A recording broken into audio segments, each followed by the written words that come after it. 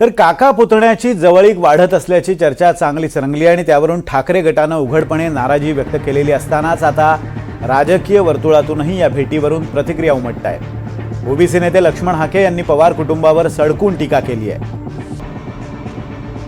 शरद पवारांची राष्ट्रवादी आणि अजितदादांची राष्ट्रवादी ही वेगळी कधी आहे, म्हणजे वेगळी मानतच नाही मी तर।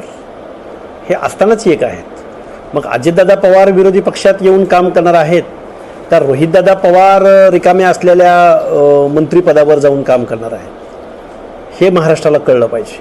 आणि मी एक कार्यकर्ता म्हणून रोहितदादांना सांगेन, रोहितदादा कधीतरी विरोधी पक्षामध्ये सुद्धा थोडे दिवस काम केलं पाहिजे ना। लोकनेता व्हायचा असेल तर जनसामान्यांच्या प्रश्नावर लढलं पाहिजे, विरोधी पक्षात काम केलं पाहिजे। नेहमी सत्तेत राहाल तर मग गल्लीत गोंधळ आणि दिल्लीत मुजरा। तुम्हाला अमित शहाजींना जाऊन नमस्कार चमत्कार करावे लागतील।